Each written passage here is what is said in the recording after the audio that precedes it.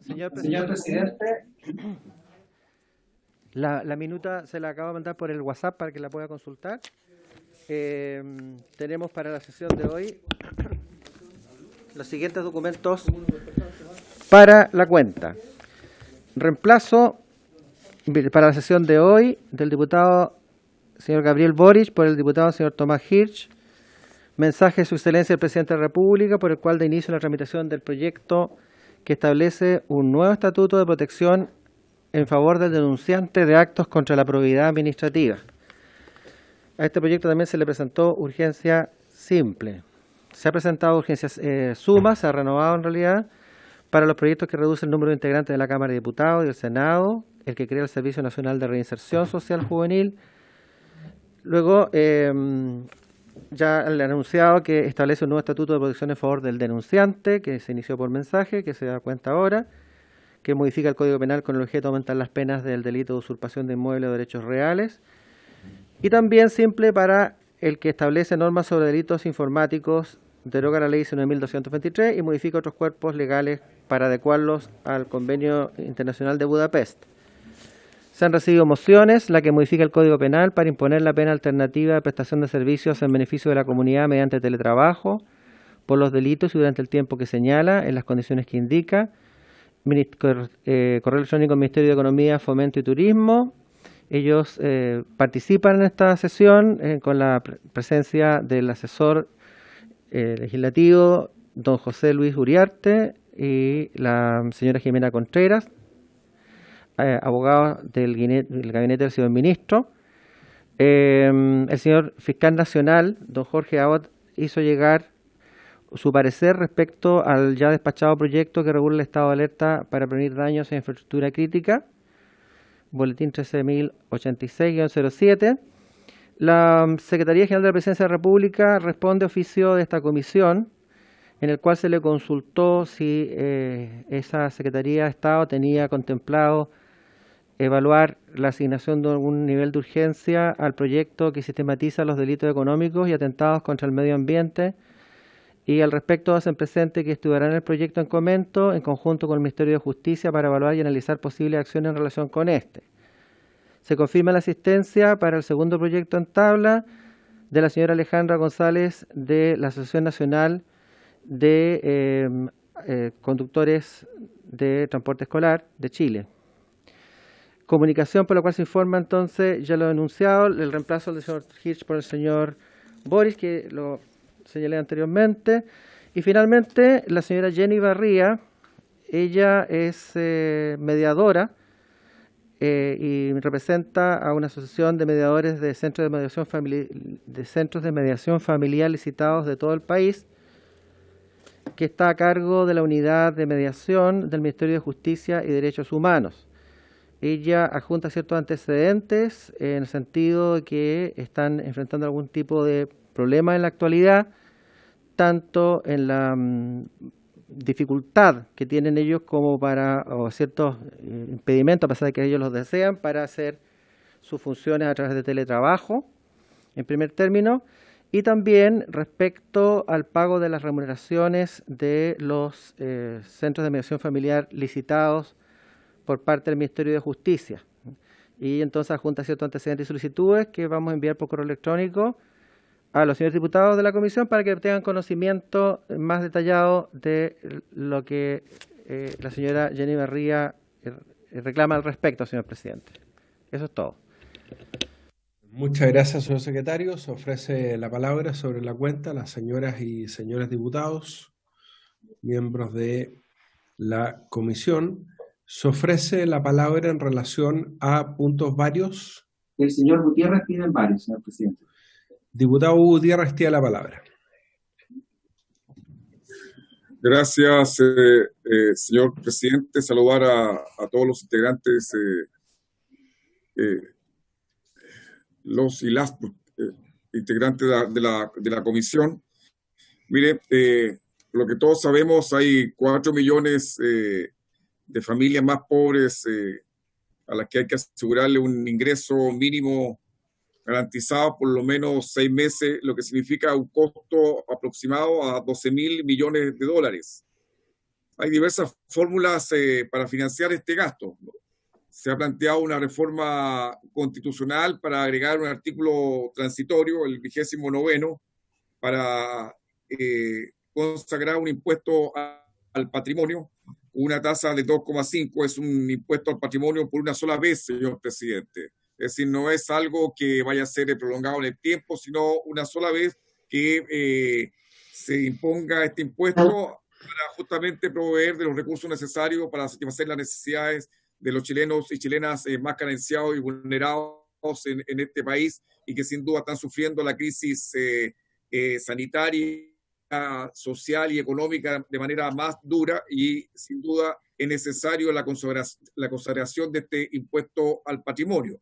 Esta reforma constitucional se ha resuelto que sea puesta en conocimiento de esta comisión y esta comisión la vea.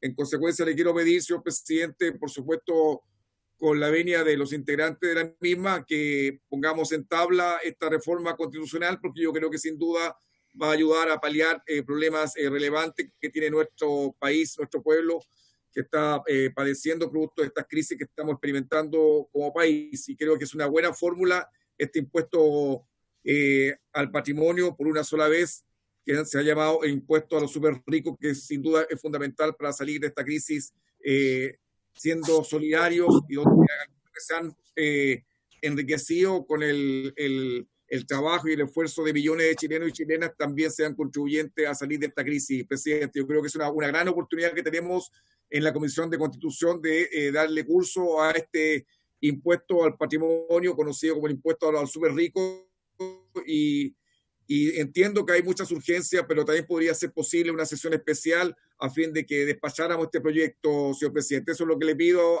a usted y a esta comisión. Muchas gracias, presidente. Gracias a usted, diputado Gutiérrez. Efectivamente, y sin perjuicio de las opiniones en relación al fondo de aquella reforma constitucional que se pueden suscitar, tenemos un mandato de la sala de revisar ese proyecto primero en esta Comisión de Constitución. Recordemos que además hay un acuerdo que después lo vea la Comisión de Hacienda, probablemente en lo que dice relación con los aspectos económicos, los aspectos recaudatorios, pero lo que dice relación con el contenido de la reforma constitucional propiamente tal, tenemos un mandato de la sala de que lo veamos primero en esta Comisión de Constitución, así que no tengo ningún problema en colocarlo en tabla, diputado Gutiérrez. Se ofrece la palabra, estamos en puntos varios. Diputado Gonzalo Fuenzalía. El mandato que tenemos en la Comisión de Constitución sobre ese proyecto es ver la naturaleza de este proyecto, si es o no ubicable como un transitorio en la Constitución, o es tramitar el proyecto. Yo sé que no es inadmisible porque es una reforma constitucional en un transitorio. Mi duda es si nosotros tenemos que pronunciarnos sobre si corresponde que en un transitorio de la Constitución esté un proyecto como este. Señor secretario, yo entiendo que al tratarse de una reforma constitucional, por eso se envía primero a la Comisión de Constitución. Probablemente, como digo, la Comisión de Hacienda va a ver los efectos económicos, los efectos recaudatorios, va a ser una suerte de informe financiero, me imagino, pero entiendo que el mandato nuestro es verlo desde el prisma de lo que es la Comisión de Constitución, evaluarlo como reforma constitucional en sí mismo, votarlo, pronunciarnos, mejorarlo, eventualmente ver qué cauce puede tener. Me imagino que tiene que ver con, sabemos que los impuestos, los tributos en general, son en nuestro ordenamiento jurídico una contribución que tiene una fuente legal, deben estar establecidas en la ley, pero también sabemos que son de iniciativa exclusiva del presidente de la República, cómo eso congenia o no con el contenido de una reforma constitucional, y podemos invitar a constitucionalistas, podemos invitar a abogados tributaristas que nos puedan ilustrar al respecto, pero entiendo que nosotros vamos a pronunciarnos respecto al proyecto, vamos a votarlo, podemos presentar indicaciones. Le doy la palabra al señor secretario para que lo pueda aclarar, por favor. Señor presidente, en efecto, Como usted bien lo ha dicho, el proyecto de reforma constitucional fue tramitado a la comisión para que ella se pronuncie sobre el fondo del proyecto, y también entiendo que a solicitud de algún diputado, no sé, en la sala se dispuso que posteriormente pasara a la Comisión de Hacienda, al mismo proyecto, pero una vez que esté despachado por nuestra comisión. Eso es. Muchas gracias, señor secretario. Aclarado el punto, así lo haremos y lo podemos poner en tabla. Yo, antes de pasar a los dos puntos de tabla rápidamente, sé que la sesión es corta. Yo le había pedido al presidente de la Cámara que nos autorizara a que las sesiones de los martes y los miércoles fueran hasta las 18 horas, que después quiero que el secretario nos aclare hasta qué horas tenemos, porque eso es lo que me había dicho el presidente de la Cámara. En 1 hora y media es imposible ver proyectos y menos 2 mociones como las que tenemos hoy día. Yo solamente quiero recordar a la comisión que tenemos 2 temas pendientes de los cuales tenemos que pronunciarnos. Uno es en relación al proyecto de infraestructura crítica. Surgió una controversia planteada por el diputado Marco Ilavaca en relación al quórum de votación en la sala. El secretario de la comisión dio su parecer. Yo lo conversé además con el secretario general de la Cámara, Miguel Landero. Él es de la opinión que esto requiere 3/5 por tratarse de una reforma del artículo 32 de la atribución al presidente de la República, está en el capítulo 4 de gobierno, pero quedamos de dar una opinión, de emitir un pronunciamiento como comisión. Entonces yo les propongo que mañana o pasado mañana podamos dilucidar ese tema y si no hay acuerdo, votarlo, porque es un proyecto que está despachado en esta comisión, pero entiendo, señor secretario, que tenemos que resolver esa controversia. Y en segundo lugar, tenemos otro tema pendiente respecto de la reforma al reglamento de la Cámara de Diputados en relación a las votaciones secretas. Porque estaba pendiente que votáramos una indicación de la diputada Paulina Núñez. Entonces, para que en algún momento, señor secretario, pudiéramos verlo, son 2 temas que probablemente nos van a quitar poco tiempo, pero no tenemos que verlo y tenemos que pronunciarnos. Y respecto a los 2 temas, bueno, se pidió la hora en su momento por distintos diputados, no pudimos terminar de verlo y por eso quiero recordarlo. Señor secretario, ¿es así para que me corrija usted? Señor secretario, sobre el punto. Señor presidente, en relación con el punto, me imagino que se refiere al tema del quórum, señor presidente, que hay 2 temas que estábamos viendo. Sí, la verdad sucede lo siguiente. En la última sesión, efectivamente, voy a hacer el relato de lo que pasó en realidad. El señor Ilavaca, que se encuentra acá presente, solicitó que la comisión pudiese pronunciarse sobre el quórum de aprobación del proyecto de reforma constitucional que establece el resguardo por la Fuerza Armada de la infraestructura crítica. En la oportunidad, bueno, se dio traslado también a la Secretaría, quien señaló que lo que corresponde en estos casos y lo que se ha hecho siempre es que los secretarios de las comisiones lo que hacen es simplemente acoger el quórum con que lo despachó la Cámara de origen, que en este caso es el Senado. Sin embargo, ha habido ciertos precedentes en algunas comisiones que se han pronunciado respecto al quórum, pero que, como sea, si se llega a alguna mayoría respecto al quórum, es simplemente una propuesta, porque en definitiva es la sala la que vota este proyecto y al parecer, el parecer por lo que yo también he hecho mis averiguaciones, sería también de 3/5, señor presidente. Ese fue... Y no alcanzamos a avanzar en esto porque efectivamente terminó el tiempo de la sesión en esta oportunidad y quedó ahí. Señor secretario, diputado Zafirio me había pedido la palabra. Gracias, presidente. Sí, efectivamente ya había concluido la sesión cuando se produjo una un intercambio de opiniones respecto de los quórums. Yo no recuerdo, de verdad, ¿perdón? No, digo que Escuchemos al diputado Zafirio, por favor. Digo que yo no recuerdo oportunidades en que nos hayamos tenido que pronunciar respecto del fondo de un proyecto, pero además hayamos tenido que ilustrar a la sala acerca de cuál es el quórum respecto del cual se debe aprobar ese proyecto. Definitivamente no corresponde. No corresponde. O sea, nosotros tenemos que limitarnos a lo que es nuestra propia función, cuál es la de resolver el proyecto que ha ingresado a la comisión e informarlo como cualquier otro proyecto. En el momento en que se informa acerca de cuál es el quórum, si son 3/5, si son 2/3, eso es una facultad exclusiva de la mesa previo informe del secretario general y se informa al momento de la votación. No veo por qué razón debiéramos alterar ahora esas normas. No corresponde que nos pronunciemos, en mi opinión, presidente. Muy bien, gracias, diputado Zafirio. Yo estoy de acuerdo con usted. Lo que pasa es que surgió una controversia y no quería que el tema quedara en el aire, porque efectivamente yo estoy absolutamente de acuerdo que son 3/5.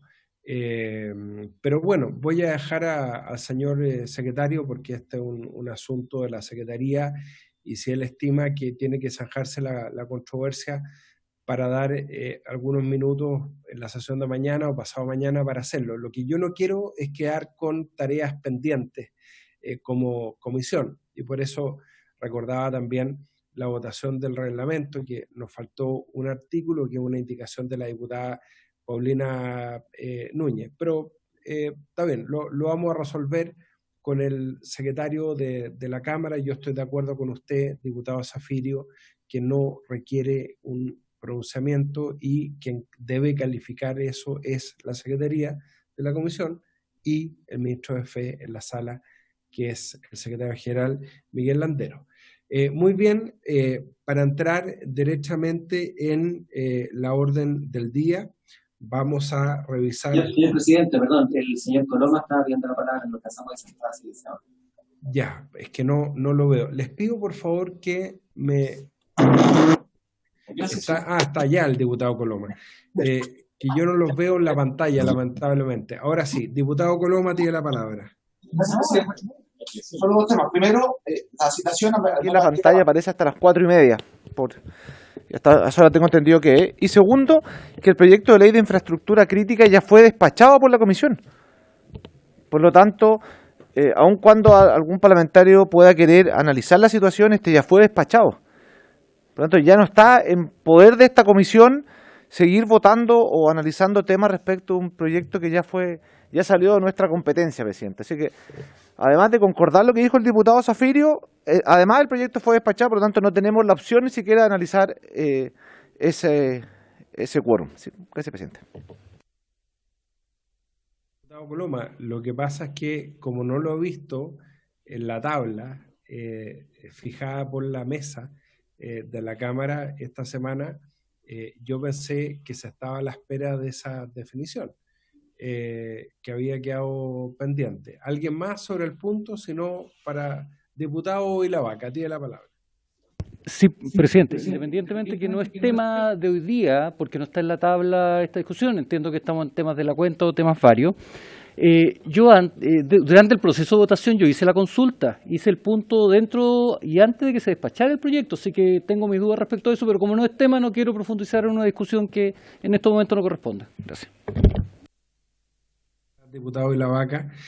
Vamos entonces a la orden del día, a ver en primer lugar el proyecto que modifica la ley número 18.415, orgánica constitucional de los estados de excepción, para sancionar a quienes incrementen el precio de los bienes que indica o comercialicen bienes destinados a su distribución gratuita durante la vigencia de un estado de excepción constitucional o situaciones de alerta sanitaria o emergencias similares.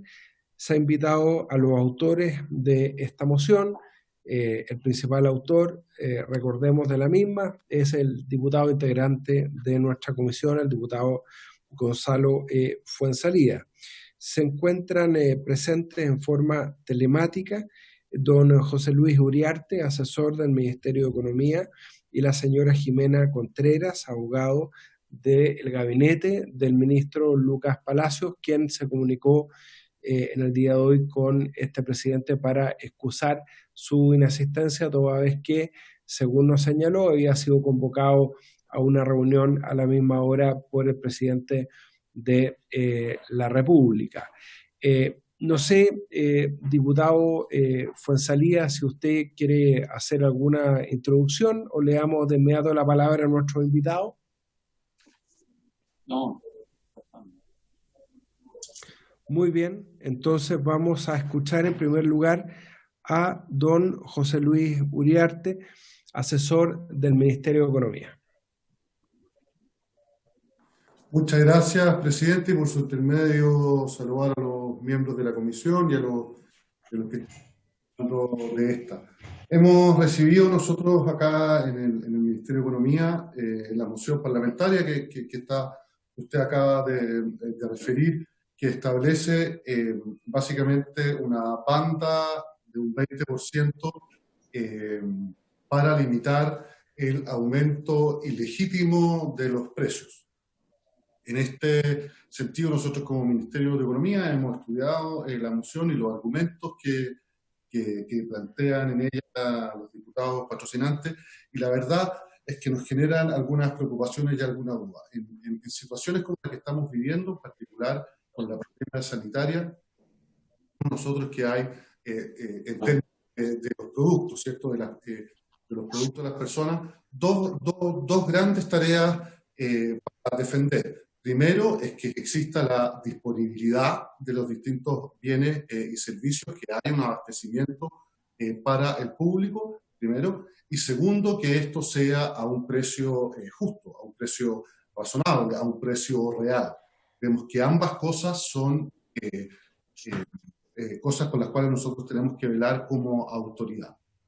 Y en este sentido nosotros hemos podido estudiar, no solamente a propósito de esta pandemia, sino que a lo largo de la historia, es que la fijación de los precios, no resulta la mejor alternativa para poder compatibilizar estos dos objetivos, es decir, que los productos estén a disposición de la ciudadanía y también a un precio accesible. La simple fijación de precios, que no es lo que está estableciendo este proyecto de ley, generalmente termina produciendo desabastecimiento, cuestión que no es deseada, por cierto, y permite que accedan a determinados productos solo aquellos que tienen mayor poder económico y pueden acceder a él a través del mercado negro. En ese sentido, este proyecto de ley se diferencia haciendo un reconocimiento respecto a que cuando se dice relación con los costos de los productos, eso puede justificar un aumento de los precios. Lo que intentaría este proyecto de ley es limitar el aumento de los precios que está por sobre el aumento real de los costos. En principio, esa diferenciación nos parece adecuada, señor presidente, porque solamente para poner un ejemplo, empezó esta pandemia a nivel mundial del coronavirus, nosotros tuvimos largas conversaciones, por ejemplo, con los proveedores y vendedores de ítems de salud, en particular, por ejemplo, respecto a las mascarillas. Y ellos nos decían que un barco que venía desde China con un cargamento de mascarilla, en el tránsito hacia Chile había aumentado el precio de esta en 30 veces. ¿Ah? Por lo tanto, de comercializarse esa mascarilla acá en Chile, el aumento del precio obedecía al aumento del costo de la misma y no necesariamente a una mayor ganancia o utilidad. Pero esta diferenciación que se hace entre los costos y el aumento ilegítimo de los precios, que presenta la siguiente dificultad, es una dificultad importante que hace casi impracticable una norma como esta. ¿Cuál es?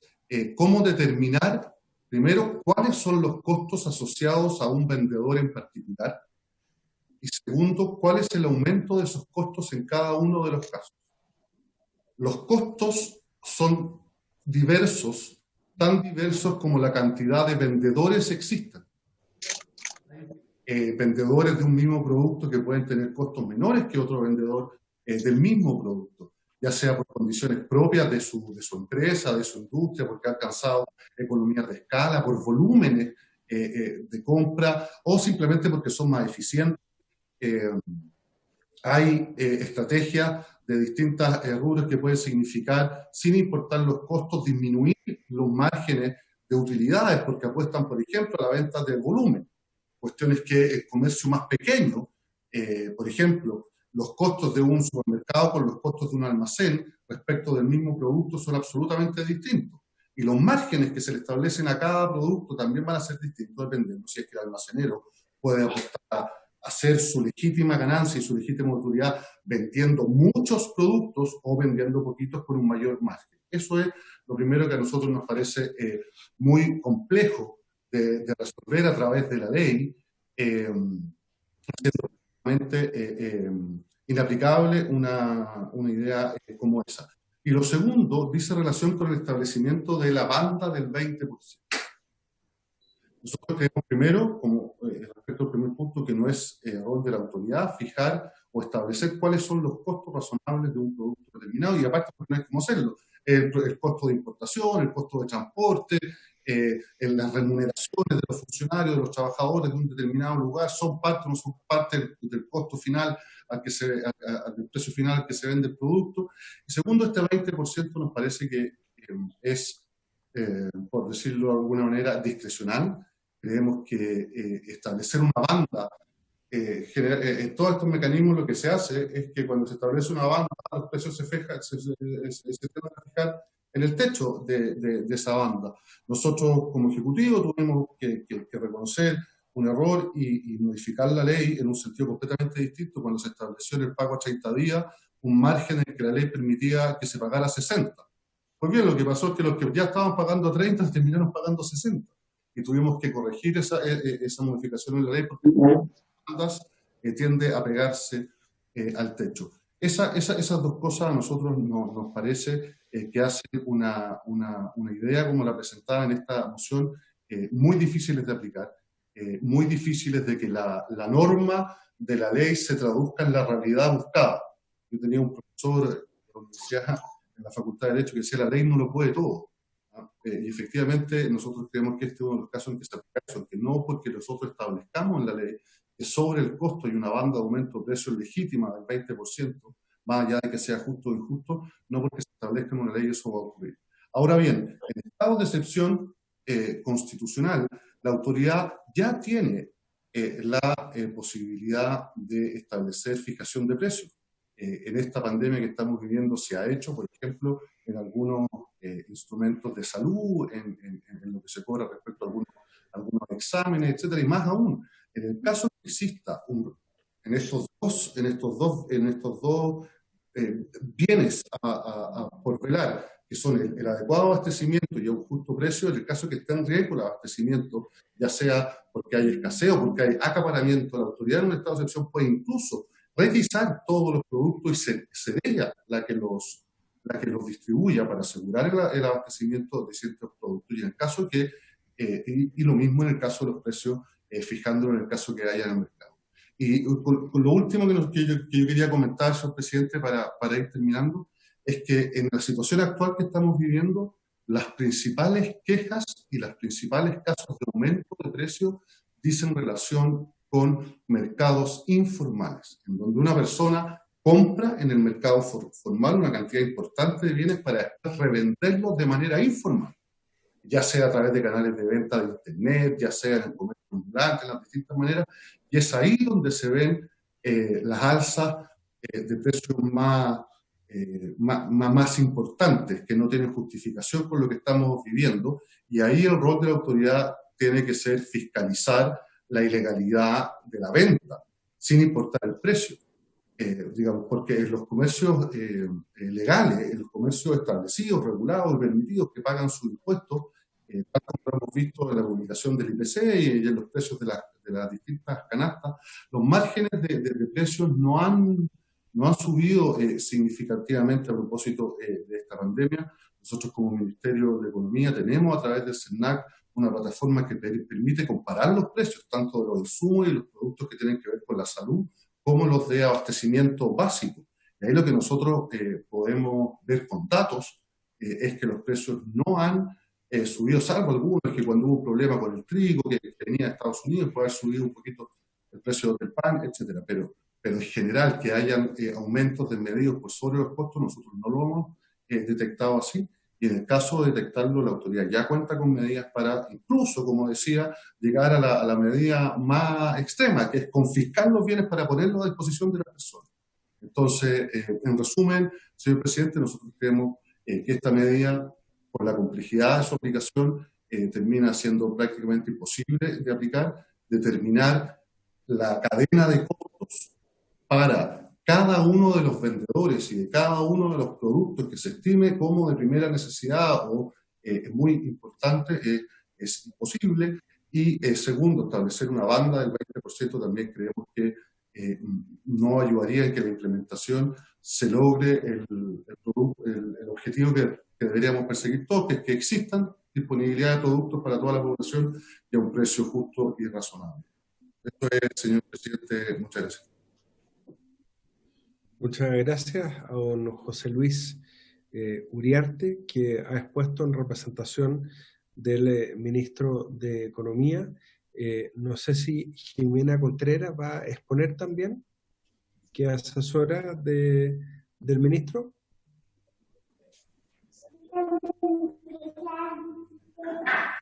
No, presidente, con la exposición de José Luis quedo disponible para consultas. Gracias.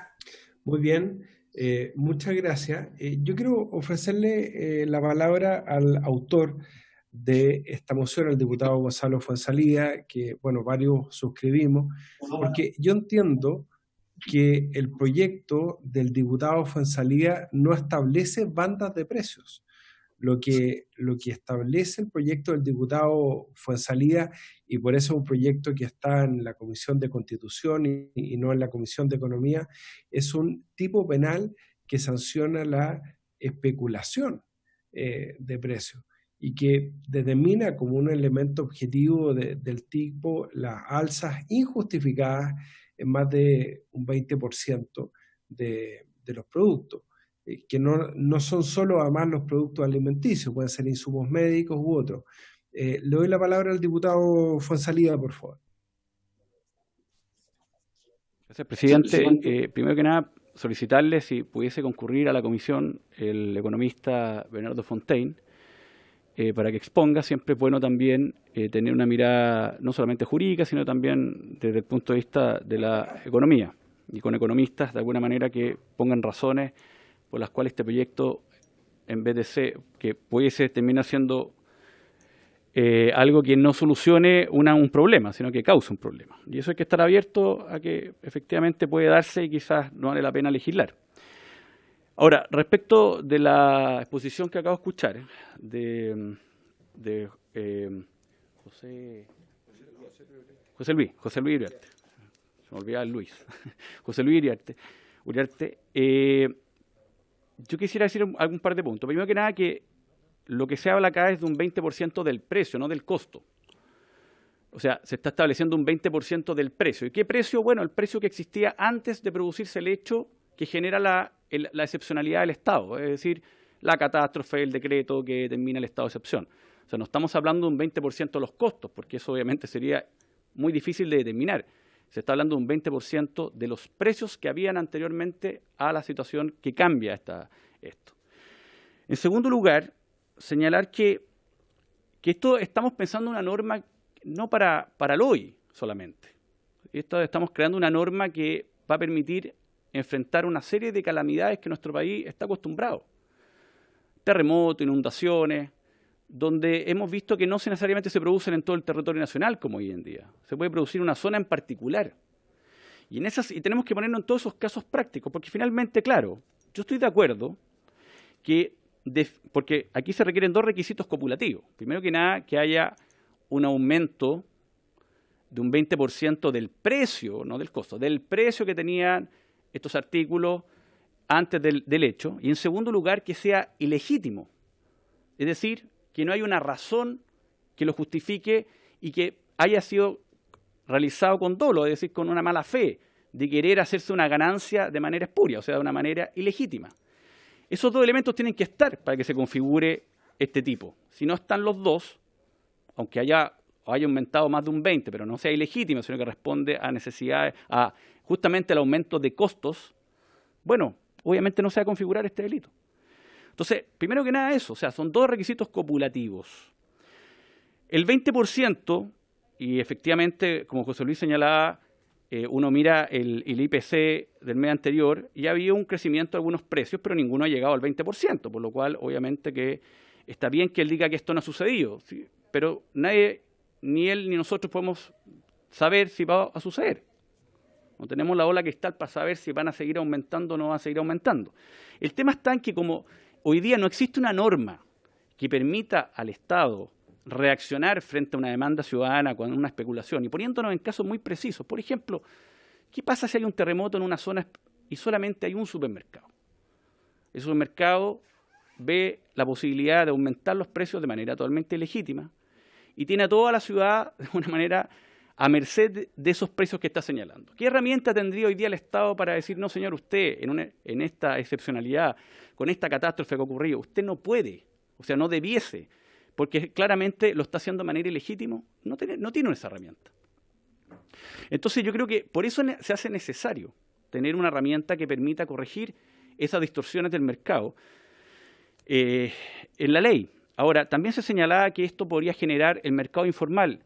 Bueno, también al revés, porque el mercado informal también se produce cuando las personas con los ingresos que tienen no pueden acceder al mercado formal a comprar porque los precios están disparados. Entonces busca la alternativa informal, que no paga impuestos y que puede obtener el bien en un precio menor. O sea, no es condición sine qua non que al existir esto se va a generar un mercado informal. Al no existir esto, se puede generar un mercado informal por esa razón. Entonces, no está asociado al mercado informal. Y finalmente, yo quisiera señalar que, por ejemplo, en otros países se ha ido haciendo algo similar.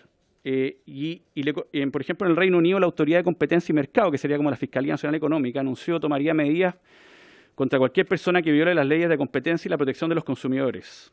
Ya recibió a la fecha del 19 de abril casi 2.500 quejas y está investigando 187 empresas. En esa lógica, me gustaría incluir una indicación donde entreguemos a la Fiscalía Nacional Económica la titularidad o la recepción de la acción. O sea, que la querella no tenga que deducirse, la querella no se deduzca en la justicia ordinaria, que se deduzca a la Fiscalía Nacional Económica. Porque esto de todas maneras tiene una lógica justamente en el cuidado de la libre competencia. Y me parece que la Fiscalía Nacional Económica tiene los elementos para poder investigar justamente esa ilegitimidad y ver obviamente ese aumento del 20% del precio. Me parece como la institución ad hoc para hacerlo. Y también obviamente que lo va a hacer en la lógica que hay una distorsión del mercado, por lo cual le podríamos entregar esta acción a la Fiscalía Nacional Económica, me parece como el organismo idóneo para ello. Eso no significa darle atribuciones, porque no estamos dándole atribuciones a la Fiscalía Nacional Económica, le estamos diciendo que es el depositario de la acción, que es muy parecido cuando nosotros aprobamos un delito, o establecemos un nuevo tipo penal. Finalmente es la Fiscalía que tiene que investigarlo, no estamos metiéndonos en la ley orgánica de la Fiscalía, sino que solamente le estamos diciendo, oiga, esta acción que nosotros creemos que se configura un tipo penal, usted el depositario de la acción para que investigue. Aquí mi idea es un poco lo mismo, es que la Fiscalía Nacional Económica sea la depositaria de esta acción, que se pueda interponer, ya sea por los organismos públicos o privados, y que investigue que si efectivamente hay un aumento del 20% del precio, vuelvo a repetirlo, no del costo, del precio de que el producto tenía antiguamente, antes de la situación de excepción, y investigue si se configura la ilegitimidad, porque quizás no se configura, pero si se configura, bueno, obviamente que eso está violando un principio básico de la economía de libre mercado. Y es que para que la economía de libre mercado funcione, tiene que haber competencia y tiene que haber libertad para que ese consumidor pueda elegir libremente entre las opciones. Y por eso la colusión se sanciona y estamos aquí nosotros legislando delitos económicos justamente por lo mismo, para robustecer esta legislación. Aquí un poco lo mismo. el consumidor malamente va a poder ser libre de tomar decisiones cuando la competencia está reducida, porque no están la misma cantidad de oferentes, y sobre esa competencia reducida, más encima hay especulación de precios, en los cuales obviamente tampoco tiene libertad de poder elegir, porque están subiendo los precios en los pocos lugares que puede acceder a comprar. Esta es una norma que estamos justamente protegiendo al consumidor, protegiendo su libertad y protegiendo que el mercado que está operando en una situación anormal no viva las distorsiones que puede justamente caer producto de la codicia, ¿no? Pues, si finalmente la colusión, cuando se ponen un oligopolio, se pone de acuerdo para fijar un precio, ¿qué es lo que los mueve? Los mueve la codicia, los mueve a obtener mayor utilidad a costa del consumidor, y es como robar, o sea, no es como, es robar. Y por eso se sanciona en muchos países, a diferencia de Chile, a pesar que estamos ahora tratando de cambiar las cosas, con penas de cárcel altísimas, obviamente pérdidas de patrimonio, en fin. Bueno, acá un poco lo mismo. Aquí no hay colusión, pero hay alguien que se aprovecha de la situación, de la escasez, y sin razón, de manera ilegítima, con un dolo, con una intención, obviamente, de hacerse esta utilidad de manera espuria y obtener recursos en base a los consumidores, tiene alguna herramienta por parte del Estado de decir, mire, nosotros nos parece que esto es ilegítimo, y por lo cual, obviamente, podemos deducir una acción en la Fiscalía Nacional Económica para que investigue y para que vea si se configura esto o no. Si no se configura, no va a pasar nada. Si se configura, bueno, ejercerá desde el Estado, la Fiscalía Nacional Económica, una acción ante el Tribunal de Libre Competencia y se sancionará. Yo creo que ese es el camino, y creo que en este proyecto, como bien decía el diputado Walker, lo que menos estamos haciendo es fijar precios. Si no estamos fijando precios, estamos protegiendo los precios que habían antes de la catástrofe con un margen incluso que es permitido, o sea, un 20% más, y le estamos diciendo siempre y cuando sea ilegítimo, porque entendemos que claramente las mascarillas que pueden venir de Macondo, donde sea, pueden subir en el camino 80%. Eso no va a ser ilegítimo.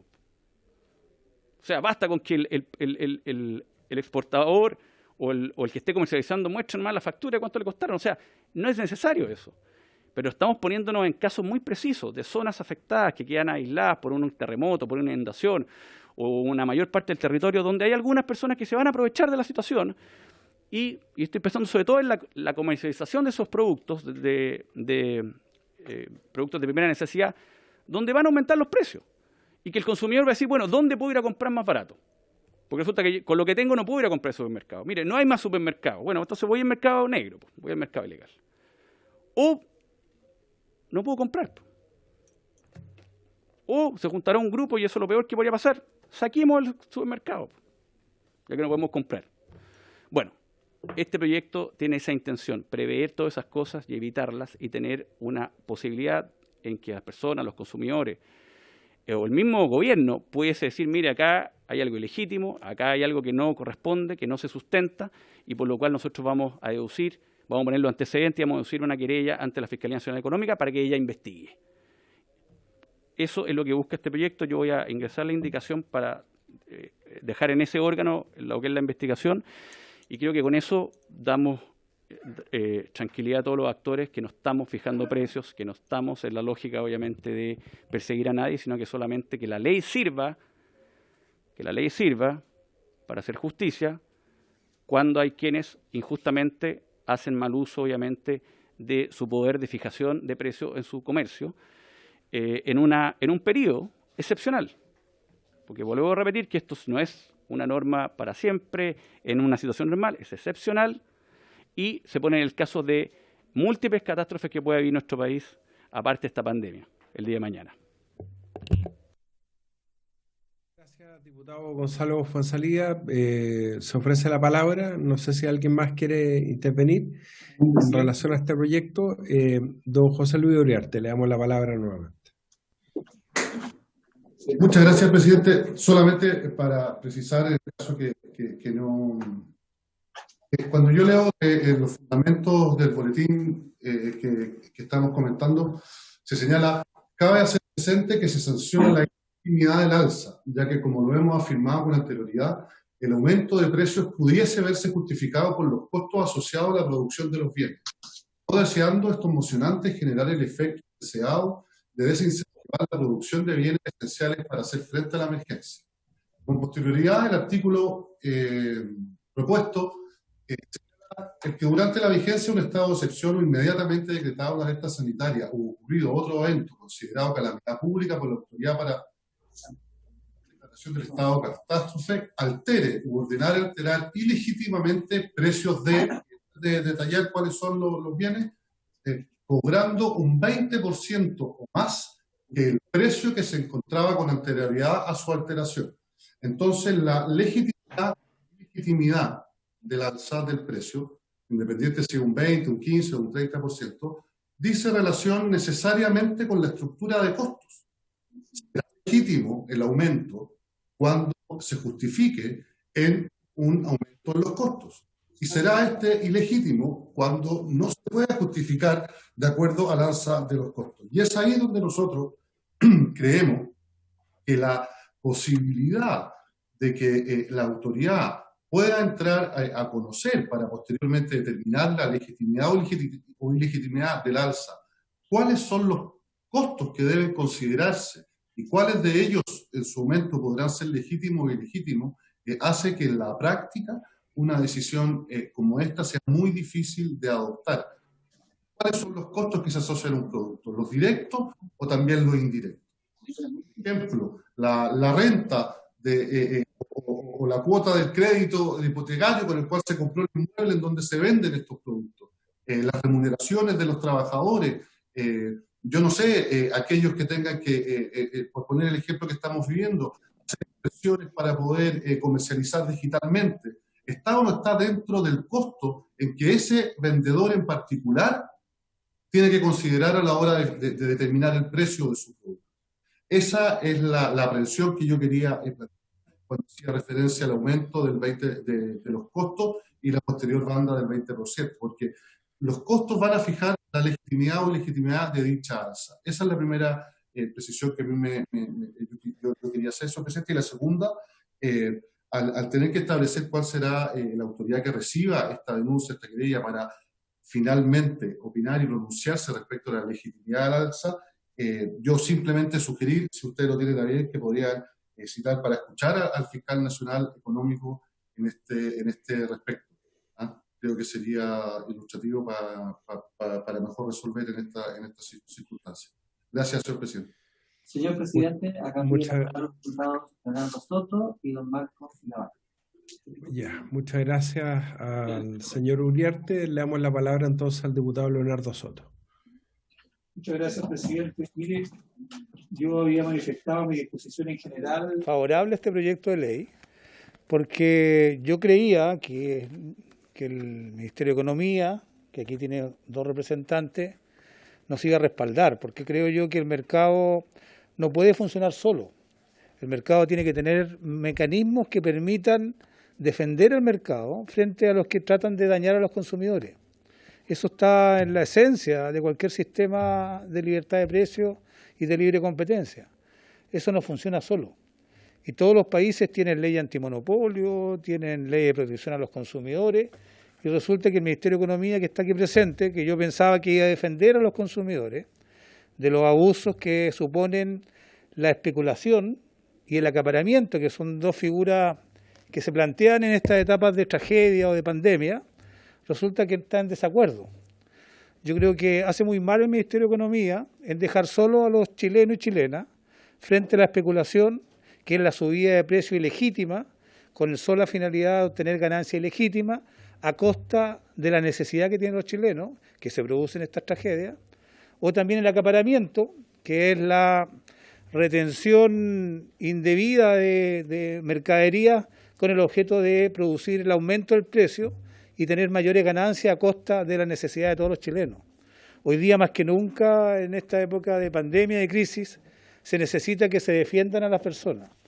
Y hoy día nuestro sistema establece una defensa del consumidor y también una defensa de la libre competencia, pero que no opera muy bien en circunstancias como son los estados de catástrofe o calamidad pública.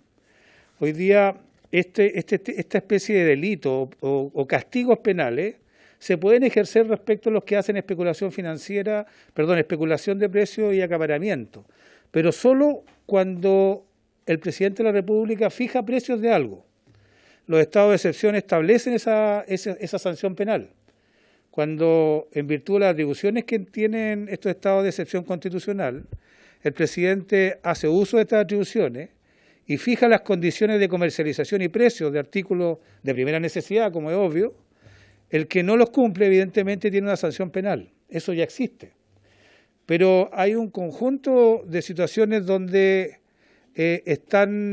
no están reguladas por la autoridad, debiendo estarlo, y aprovecho de decir que este presidente de la República actual nunca ha tenido tantas facultades para hacerlo y ha ejercido tan pocas, pero igualmente hoy día se produce esta especulación de precios y se produce el acaparamiento y se produce abuso en contra de muchas personas sobre artículos de primera necesidad de la salud y también de la alimentación. Y yo creo que nosotros tenemos que legislar al respecto. Y creo que estos delitos que ha planteado, esta propuesta que plantea el diputado Fuenzalía, habría que agregar el acaparamiento, que es una fórmula también que se produce en estas condiciones, que como dije, es la retención de mercaderías o de artículos de primera necesidad de manera indebida por parte de comerciantes o productores, con la sola finalidad de producir una escasez artificial y aumentar los precios, tener mayores ganancias. Esto ocurre, está ocurriendo y va a seguir ocurriendo siempre, en la historia de la humanidad.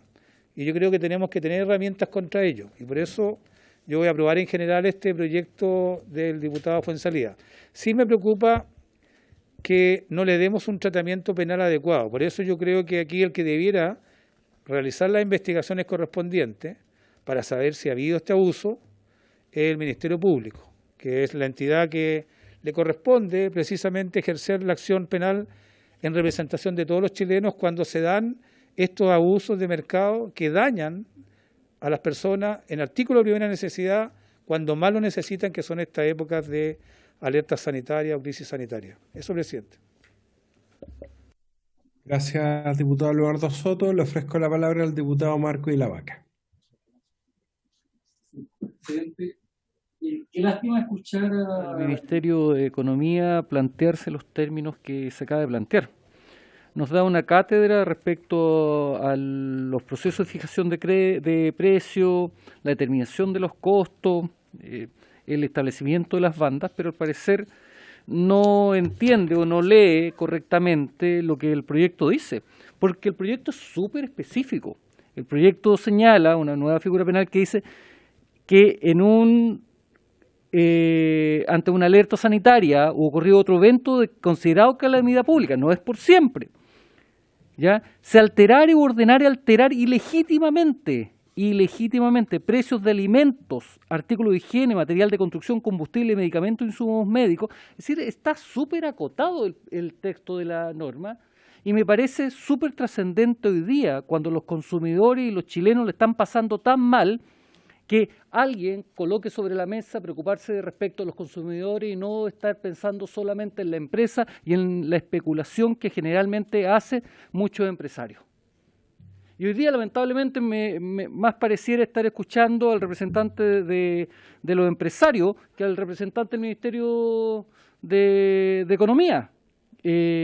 Yo creo que esta es una norma correcta, una norma que además no es que la propia norma sea la que defina quién es culpable o quién es inocente, porque lo que la norma va a permitir va a ser reiniciar un procedimiento judicial investigativo que llegue a determinar si existe o no existe el ilícito penal que se está investigando, si ni siquiera se está sancionando por parte de la ley. Se está entregando una herramienta legal a través del establecimiento de una figura penal para que sea investigado una figura determinada, ¿ya?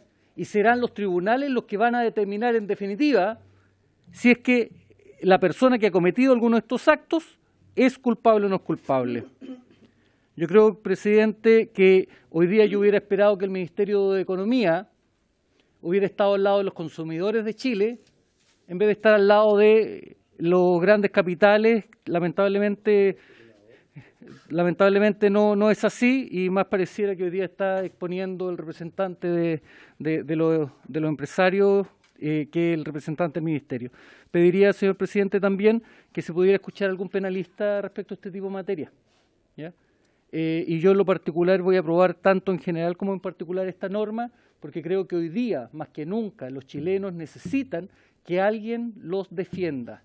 Están cansados de los abusos y esta norma lo único que intenta hacer es tratar de detener un poco los abusos respecto a los precios cobrados ilegítimamente en los alimentos, en los artículos de higiene, materiales de construcción, combustible, medicamentos o insumos médicos, que son, además, elementos de primera necesidad. Gracias, presidente. Gracias, diputado Ilavaca. Tenía inscrito para hacer uso de la palabra al diputado Luciano Cruzcoque. Diputado Cruzcoque, lo escuchamos. Presidente, ¿me escucha ahí?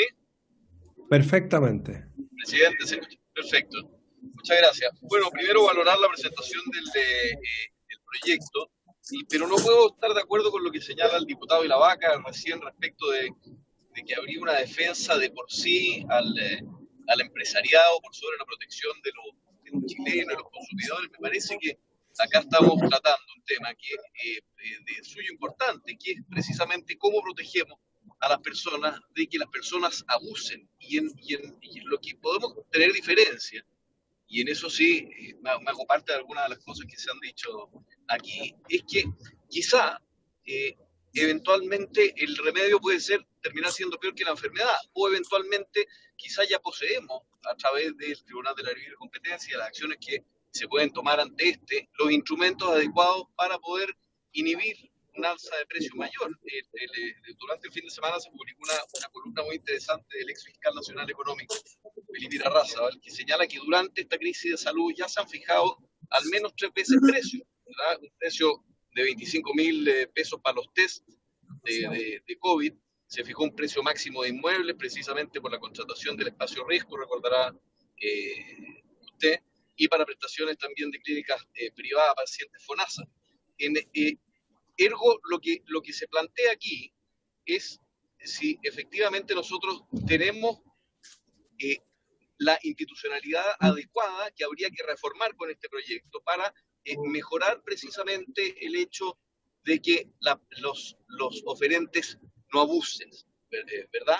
Pero se levantan también ciertas preguntas que yo creo que son relevantes dentro del proyecto, y es ¿quién sería el encargado finalmente de establecer cuál es el precio justo, ¿verdad? ¿En qué se basa uno para establecer el porcentaje del alza, ¿verdad? ¿Cómo se evita que se afecten los incentivos para producir? Y también si tenemos o no los instrumentos jurídicos adecuados para precisamente castigar a las personas que en un estado de catástrofe abusen de eso. Y no sé cómo vamos a proceder, me imagino que vamos a seguir viendo esto y que podemos eventualmente invitar gente. Creo que sería bueno, ocurre la idea de que venga el fiscal nacional económico, y dado que existe este artículo que tiene una coautoría de Felipe Irarrázaval y Fernanda Muñoz, entiendo, citarlos a ambos, ojalá para que pudieran dar su opinión. Gracias, señor presidente. Muchas gracias, diputado Cruzcoque. No sé si señor presidente, diputado la señora, o alguna diputada quiere intervenir. La diputada Pamela Giles tiene la palabra. ¿Perdón? Ya, diputada Pamela Giles en primer lugar. Gracias, presidente. Este es un muy buen proyecto y sobre todo es un proyecto necesario y urgente. A mí me parece muy bien, felicito a quienes lo presentaron, los diputados y la diputada Paulina Núñez, que también formó parte de quienes lo presentaron, porque me parece que es muy necesario y urgente. Concuerdo plenamente con el diputado Soto que hay que agregarle el acaparamiento probablemente al proyecto para mejorarlo aún más.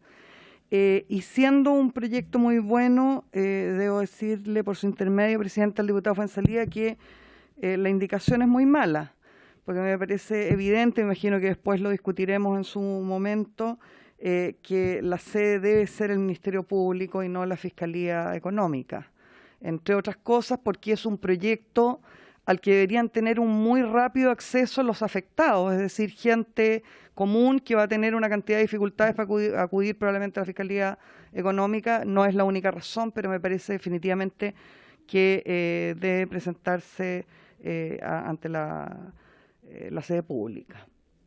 Gracias, presidente. Pamela Giles, le vamos a dar nuevamente la palabra, le pido sí, muy breve, a don José Luis Uriarte, en representación del Ministerio de Economía. Gracias, presidente. Simplemente, muy breve.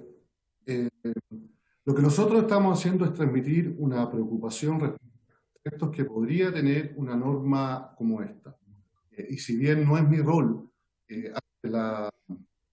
lo que han dicho algunos parlamentarios precedentemente, que nosotros tengamos una opinión distinta a la manifestada por algunos señores parlamentarios, está muy lejos de poder significar que nosotros abandonamos a los consumidores o que estamos defendiendo los intereses de alguien. Eso simplemente creemos que no se puede dar por cierto una afirmación como esa, simplemente porque nosotros estamos planteando una opinión quizás distinta y una preocupación respecto a los efectos que podría tener esta norma. Que eso no corresponde y que si lo que nosotros queremos es de verdad proteger dos bienes que son muy importantes, que es que existan disponibilidad de productos y a un precio justo, lo que tenemos que hacer es abrirnos a conversar, a escuchar todas las inquietudes, las posibles imperfecciones y las posibles mejoras, no simplemente por escuchar una distinta, suponer intereses o suponer prejuicios respecto a la opinión que yo acabo de dar. Eso es lo que yo quería plantear, presidente, junto con agradecer el espacio que me han dado en esta comisión. Muchas gracias, don José Luis Uriarte. Bueno, yo les propongo que la próxima semana... ¿Perdón? Perdón. Diputado Fuenzalía, el autor del proyecto, me había pedido la palabra. Diputado, por favor. Gracias, presidente. Bueno, en primer lugar, señalar que... Estoy totalmente de acuerdo con José Luis Uriarte porque este proyecto justamente lo que busca es dar una herramienta para cautelar esa disponibilidad de bienes y justicia en el precio. Eso es lo que busca y justamente corregir cuando hay una injusticia en el precio y está generado por la falta de posibilidades del consumidor de acceder a una mayor competencia. Ahora, por su intermedio, respondiendo a la diputada Giles, lo que quizás no me lo entendió bien lo que dije, se lo voy a explicar de nuevo, o sea, mejor, porque seguramente yo lo expliqué mal. Lo que estoy diciendo es que esta norma debiese tener el mismo tratamiento que las normas tributarias porque tiene un principio de especialidad. ¿En qué sentido? No es que la Fiscalía no va a investigar, la Fiscalía es la que investiga. Lo que pasa es que yo deduzco la denuncia, ¿dónde? Cuando son delitos tributarios, uno hace las denuncias en impuesto interno. Impuesto interno presenta la querella en Fiscalía. Un poco esto es lo mismo, yo hago la denuncia ¿dónde? En la Fiscalía, para que no prospere nada, como pasa con muchos delitos que son de especialidad, o voy por los principios de especialidad y digo, la denuncia se deduce en la Fiscalía Nacional Económica y es la Fiscalía Nacional Económica, en base a los antecedentes, la que genera la querella en el Ministerio Público. O sea, la que va a investigar es el Ministerio Público.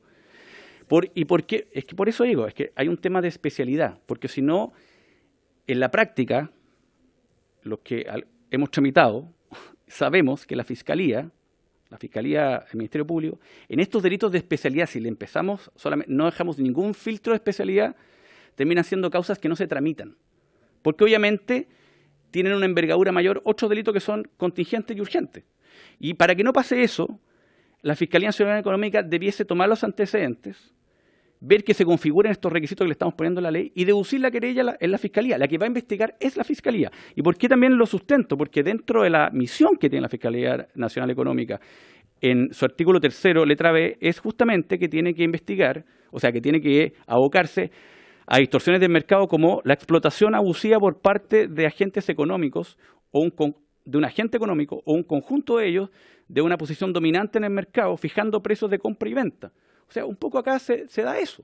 Por eso que la Fiscalía es el órgano de la especialidad, porque aquí hay una distorsión del mercado, donde personas en una posición dominante frente a una calamidad, poniéndonos siempre en un caso, por ejemplo, que como señalaba, en un lugar donde solamente quedó un supermercado. Ese supermercado tiene una posición dominante. Aprovechándose de eso, empieza a fijar precios. Bueno, ¿quién le corresponde, obviamente, deducir la querella ante la Fiscalía porque se está distorsionando el mercado? La Fiscalía Nacional Económica está en su ley orgánica. Y los ciudadanos, o el mismo incluso gobierno, la autoridad de turno, va a tener un instrumento para ir a la Fiscalía y decirle, mire, todos los antecedentes que tenemos aquí están, deduzca querella. La Fiscalía Nacional Económica va a hacer el trabajo de especialidad, como lo hace Impuesto Interno, y va a deducir querella ante la Fiscalía. Y la Fiscalía finalmente es la que va a investigar. No es que va a investigar la Fiscalía Nacional Económica, va a investigar la Fiscalía. Eso va a ser así y se va a deducir después en un tribunal. Yo me equivoqué al hablar del Tribunal de Libre Competencia. No es así, en el Tribunal de Garantía, porque obviamente eso era. Por lo cual esta indicación creo que va más en ayuda que en desmedro de lo que queremos, porque finalmente si no, vamos a tener una norma, se va a llenar la Fiscalía de denuncia, pero no va a tener esa mirada que la tiene la Fiscalía Nacional Económica, porque para eso se creó, y justamente para evitar las distorsiones de mercado. Eso es lo que lo mueve a la Fiscalía Nacional Económica. Y eso es lo que lo tiene que mover la Fiscalía Nacional Económica frente a la especulación, porque está distorsionando el mercado. Eso es como el planteamiento. Muchas gracias, diputado Fuenzalía. Bueno, yo les propongo dos cosas: que la próxima semana sigamos revisando este proyecto, que se traigan indicaciones. Ya el diputado Fuenzalía anunció una, la vamos a discutir en su mérito, si le puedo dar titularidad a la Fiscalía Nacional Económica, que ya cuenta con estas facultades, o al Ministerio Público, y invitamos al Ejecutivo, si tiene propuestas de indicaciones, también a traerlas, porque es la mejor forma de participar en el debate, proponiendo indicaciones. ¿Perdón? Sí, y los invitados que propongan, el diputado Fuenzalía ya propuso al economista Bernardo Fonten, el diputado Ilavaca había hablado de una penalista, la puede invitar también, y podemos despachar el proyecto. ¿Habría acuerdo por ahora de votar en general el proyecto, la idea de legislar? Porque veo que hay un buen ánimo para votar la idea de legislar. Diputada Giles. Yo quisiera aprovechar esta última intervención suya para sugerirle que podamos acordar, no sé si formalmente será necesario, sería mejor aún, pero al menos podamos considerar el criterio de que en esta importante comisión del Congreso Nacional se tenga como una medida determinada y permanente el que en las audiencias tengamos presencia paritaria. Yo me propongo, a partir de lo que fue la propia sugerencia de usted, presidente, en la discusión sobre la no reelección de autoridades, ¿cierto?, en que vinieron acá una cantidad de profesores y no hubo una sola profesora, una sola constitucionalista, me propongo y estoy elaborando una lista de más de 100 constitucionalistas de sexo femenino, y creo que deberíamos también hacer un esfuerzo por incluir a la diversidad sexual de manera explícita dentro de nuestros especialistas a consultar en todas las materias. Y propongo que empecemos desde ahora, es decir, si vamos a tener audiencias con economistas para este proyecto, me parece que sería un buen momento para que en cada una de las sesiones de audiencia, para cada uno de los proyectos, nosotros tuviéramos por lo menos una mujer especialista, de las cuales hay además por montones. O sea, si es que es bien insólito que haya esta disparidad si analizamos lo que son las audiencias, los especialistas que vienen a esta comisión, porque hay una enorme cantidad de mujeres especialistas en todos los temas que se puedan tratar aquí. Muchas gracias, diputada Pamela Giles. Estoy totalmente de acuerdo con su propuesta y esperamos entonces que le pueda hacer llegar esa lista a la Secretaría. Y yo creo que es una tarea para todos de poder procurar que las invitaciones sean paritarias, de las académicas, de los académicos. ¿Habría acuerdo entonces en votar en general el proyecto ahora? Diputado Fuenzalía me dice que no. Sí, lo que pasa es que el diputado Soto, que estaba acá, preguntó si sería como no estamos citados a votar, se fue. Y también el diputado Coloma también se fue, yo creo que por un tema de buenas prácticas, quizás votarlo en la próxima sesión y informarlo en la citación para que nadie después interponga recurso alguno para Diputado de la Vaca que no también. está en la situación. Diputado de la Vaca. No hay ningún problema. Diputado Fuenzalía, más que el diputado Cruzco, que me señala que él tampoco da la unanimidad. Solo clarificar de que no es necesario citar a votar en general para poder hacerlo, porque como ustedes saben, de acuerdo al reglamento, si hay acuerdo se puede hacer. Si no hay acuerdo, no hay ningún drama en eso. Diputado y la Vaca. Sí, presidente, para que no haya problema la próxima semana y que nadie dé el acuerdo, yo Que solicitaría formalmente se estableciera en la citación que se va a votar en general, eso sí. Gracias, presidente. No es necesario de acuerdo al reglamento, pero si me lo piden no hay ningún problema en así establecerlo. La idea es que además todos los diputados estén presentes durante todo el desarrollo de la sesión, pero no tengo ningún problema. ¿Me había pedido la palabra el diputado Cruzcoque?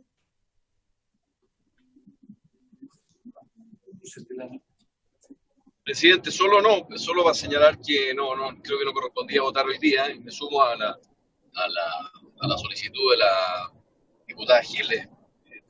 Se ha hecho un esfuerzo por tener efectivamente personas de ambos sexos que puedan exponer, ojalá paritariamente, y a veces resulta que no están disponibles o no pueden venir, entonces tratemos de hacerlo ojalá en la mayor medida de lo posible.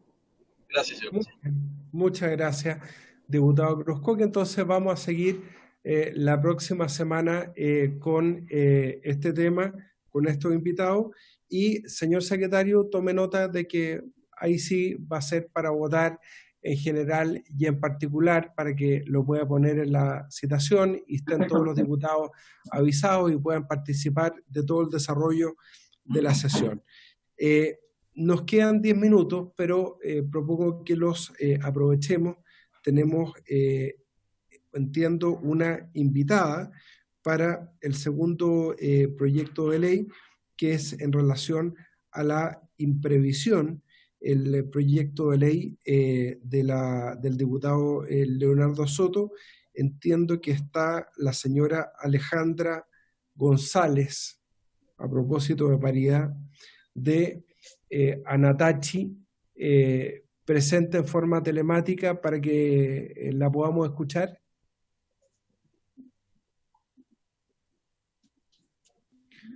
¿Aló? Sí, doña Alejandra, Muchas gracias. la escuchamos. Bueno, agradezco, presidente, la invitación. Anatechi es nuestra organización.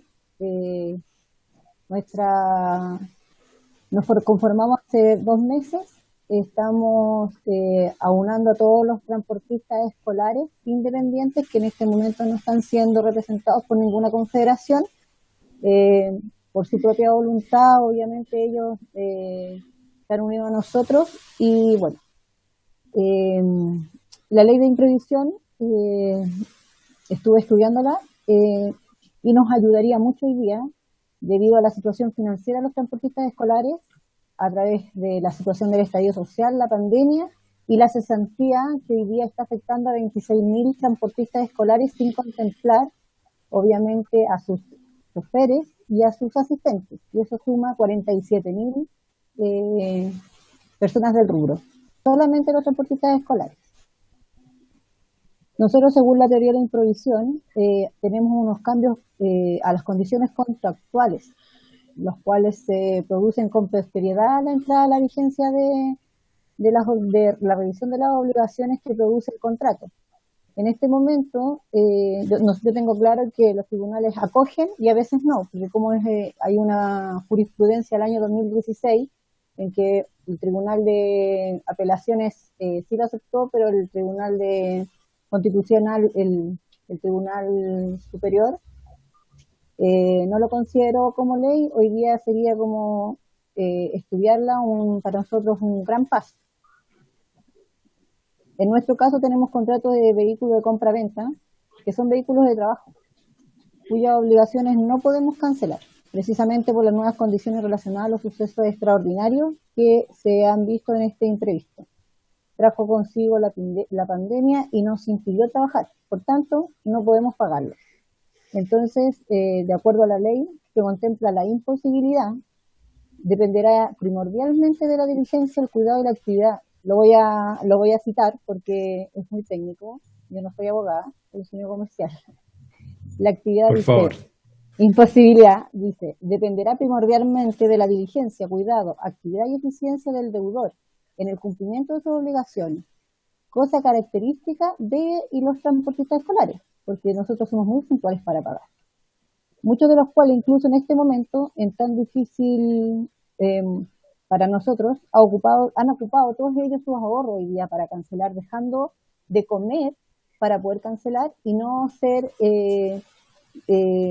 retirados sus vehículos de sus casas a través de las demandas y que se le están acosando diariamente para el pago de ellas. ¿Ya? Se les llama 8, 10, 20 veces al día para que cancelen sus cuotas porque entendemos que ya no vamos en una cuota o 2 cuotas atrasadas. Hay gente que lleva 6, porque tenemos que contemplar que en noviembre, después de octubre, el estallido social, en noviembre hubo colegios en paro, en diciembre no hubo clases 15 días, muchos bajaron a sus alumnos, por tanto no tuvieron ingresos o disminuido a la mitad. Enero y febrero nosotros no tenemos actividad económica y bueno, marzo tuvimos 15 días de trabajo, por lo tanto no hubo para poder cancelar las deudas también en marzo. Se han aplicado distintas herramientas en nuestro rubro para poder repactar, pero lamentablemente tenemos contratos que ya estamos repactando 1, 2 o 3 veces. La herramienta que propone la ley sería útil en este momento para el rubro, ya que no nos veríamos a repactar, como menciono, contrato 1 o 2 veces. Lo que mejor nos haría en este momento sería un congelamiento del contrato hasta hasta volver nosotros a funcionar normalmente después del imprevisto. Y eso nos parece que este proyecto representa un alivio para nuestro rubro, que hoy día está muy complejo. En resumen, y los transportistas escolares no disponemos de recursos suficientes para el recambio regular de nuestros vehículos, por tanto tenemos que pedirlo a través de créditos comerciales o automotrices y hoy no se puede cancelar. Entonces, hoy día ya las repactaciones han traído más deuda y acumulación de gastos. Tenemos gente que en julio, porque se han repactado 3 a 6 cuotas solamente, a julio empezar a pagar y se han acumulado 2. El crédito que se consideró para el estallido social en octubre, que empezó a regir en diciembre más o menos con una tasa del 0,28 con el Banco Estado, y ahora se hizo nuevamente una ayuda que es a través del Banco Estado también y otras instituciones que acogieron, obviamente con la tasa que ellos quisieron acogerse en realidad, y hay créditos hoy día que los tíos van a tener que pagar 1 millón de pesos desde julio, desde 1 millón de pesos. O sea, nosotros hoy día ni siquiera estamos contemplados en las ayudas sociales. De hecho, yo llevo dos semanas, y 2 semanas solamente, y he oficiado a todas las municipalidades, a todas. Tengo 350 tíos ya formalizados a través de oficios en las municipalidades. Si quieres te las menciono. Están todas oficiadas, pero no hay trabajo. En las reuniones que ya he contemplado en distintas municipalidades no hay trabajo. Lamentablemente nosotros hoy día tenemos nuestra única herramienta de trabajo es nuestro furgón. No es porque no podamos hacer otra cosa, es simplemente porque esa es la realidad. Se extendió el decreto 38 para permitir que nosotros hagamos transporte de pasajeros, pero hoy día estábamos trasladando en seres, pero no somos todos, no es una gran cantidad, porque en realidad tenemos, y yo hice ayer o antes de ayer, oficié por lobby al ministro de Economía a través de su cartera para que él nos mencione cuál es el registro de las confederaciones de transportistas escolares que tenemos registradas, porque nosotros no estamos oficiados todavía por todo el tema de la pandemia. Ahora en 2 semanas más vamos a sacar nuestro jurídico para que nos digan cuál es el convenio que se hizo a través de la federación, que es lo que mencionó el presidente de la República hace 2 días en la televisión, que a través de ellos nosotros vamos a tener trabajo. la confederación hoy día que está rigiendo la mayoría de los transportistas escolares no deben ser a lo más, o sea, aprox unos 1.000 personas. Nosotros somos 26.000 y yo en 2 semanas ya tengo 400 asociados y los que obviamente todavía no he podido formalizar y agregar a las distintas comunas. Tengo comunas como Santiago, comuna como Recoleta, Independencia, que los tíos no aparecen porque hay mucha gente que lamentablemente piensa que pedir una ayuda social hoy día es una vergüenza porque nunca lo han tenido que hacer. O sea, haber llenado ya estos meses, y una de las cosas que yo he comentado en estas personas es completar su registro social de hogares, al menos para que le permita recibir el sueldo de emergencia, o al menos el bono COVID, o algo, o su caja de mercadería por último. O sea, eso son un alivio en este momento para nosotros como parche, porque cada cuota de nuestro furgón parte en unos 350.000 pesos, considerando que lo sacamos 4 años y el más barato está nuevo, hablemos de nuevo, que no es la realidad del 100%, sobre 28 millones de pesos. Porque vemos que hoy día la ley en el año 2015 consideró la no transformación de los furgones escolares de carga a furgones a minibús. Por lo tanto, nuestro valor de compra hoy día se incrementó más del 50%. Antes podían acceder a un furgón escolar con 13 millones de pesos, 14 millones de pesos, pero hoy día no se puede, no es la realidad actual de nuestro rubro. Así que agradezco que he escuchado ayer a don Tomás, que lo saludo, lo dije en una presentación en una radio en Peñalolén.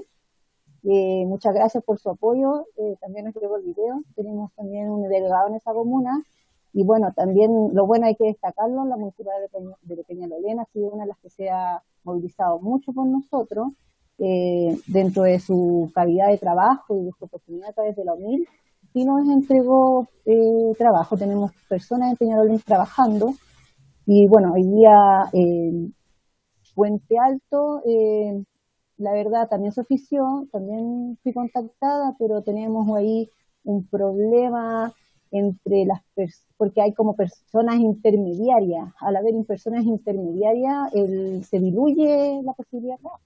Es lo que está ocurriendo también en la Florida, donde también oficié. Tengo reunión el 18 de junio, me encuentro un poco lejos la reunión, pero bueno, hay que entender que él está ocupado, pero se nos derivó a directo. Hay una gestión grande. Nosotros llevamos poco tiempo.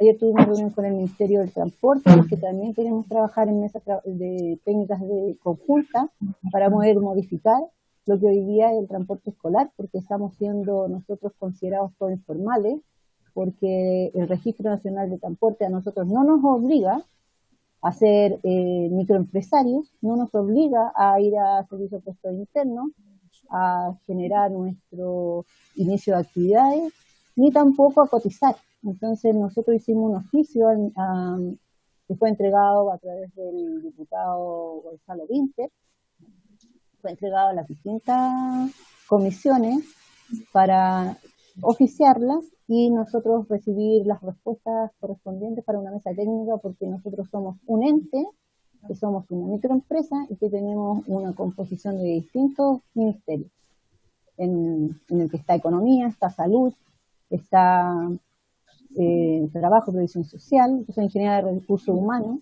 Hoy día también tenemos que contemplar que hay un problema de salud mental gigante, que esto va a tener una repercusión.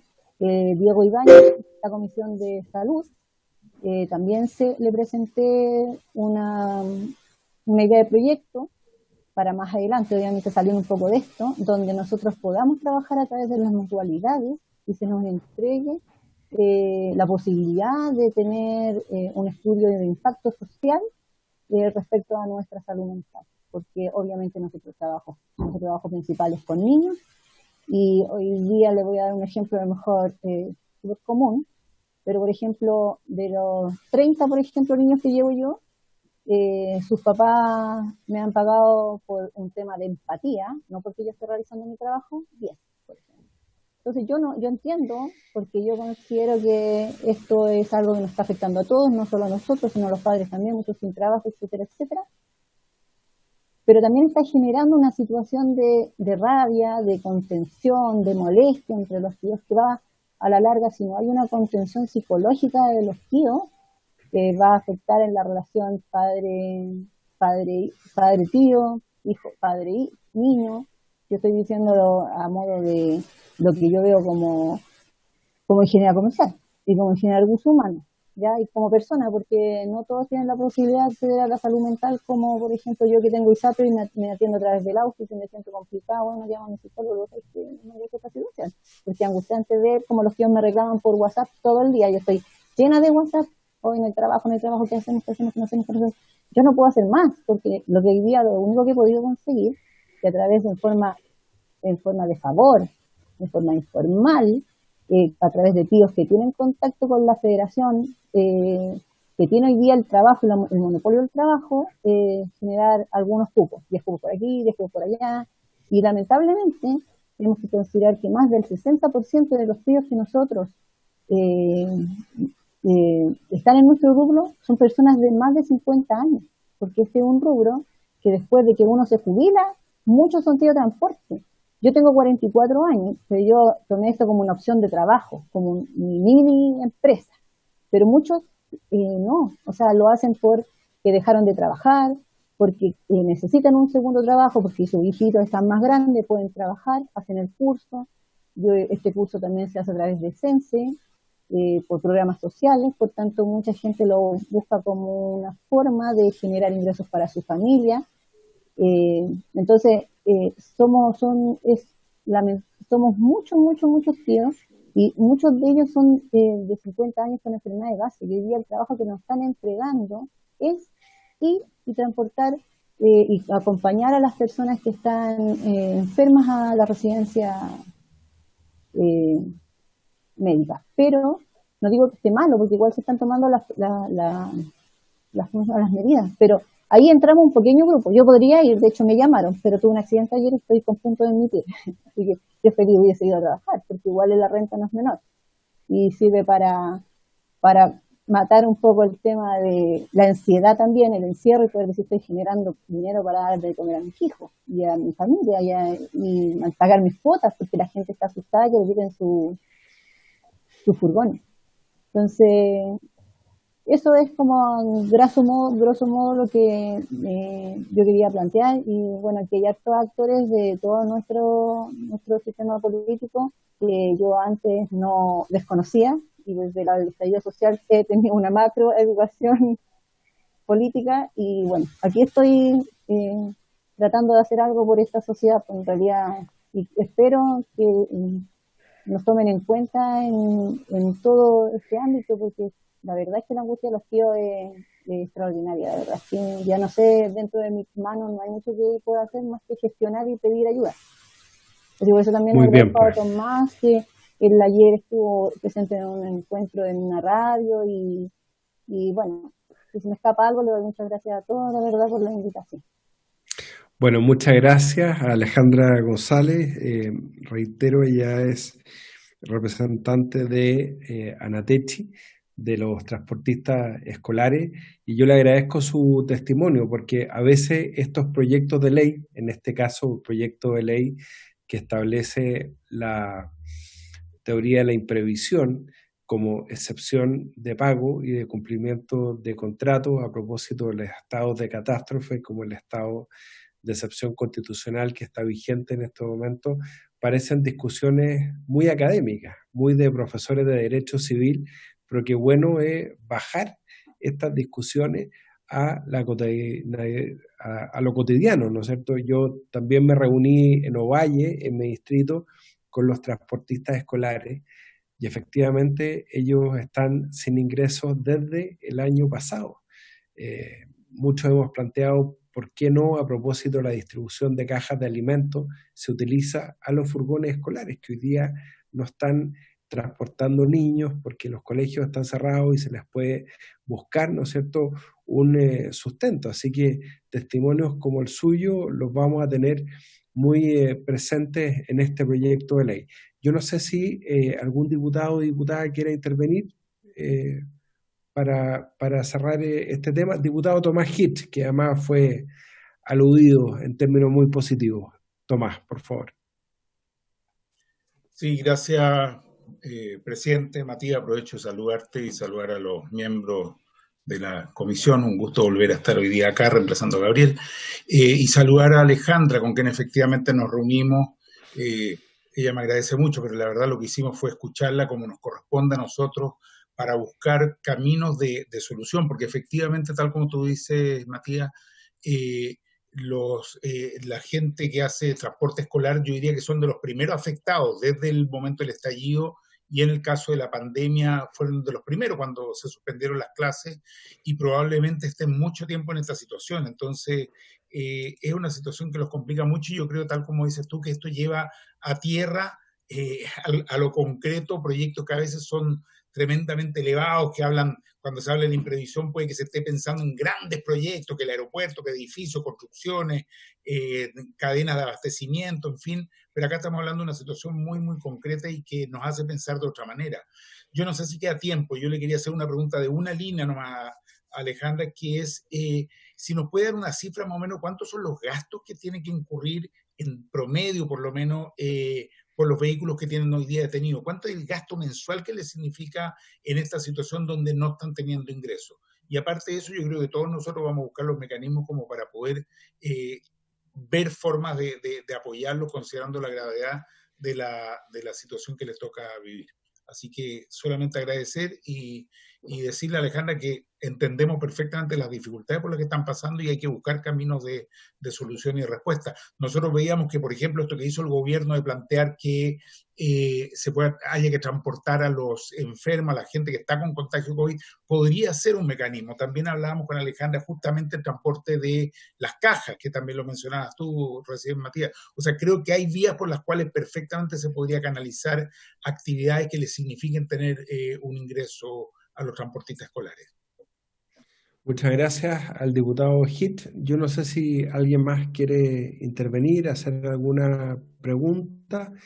Le damos la palabra a Alejandra y le reitero el agradecimiento por su testimonio el día de hoy. Estamos todos muy conscientes de los gastos que ustedes tienen que servir créditos, pago de leasing de los furgones, y efectivamente no han tenido mucho ingreso, y va a servir además para ilustrar sobre la necesidad social e importancia práctica de este proyecto, que es un proyecto de la bancada de diputados del Partido Socialista. Ahí está el diputado Marco Ilavaca, que es coautor del proyecto junto al diputado Leonardo Soto. Así que le doy la palabra a Alejandra para que se pueda despedir.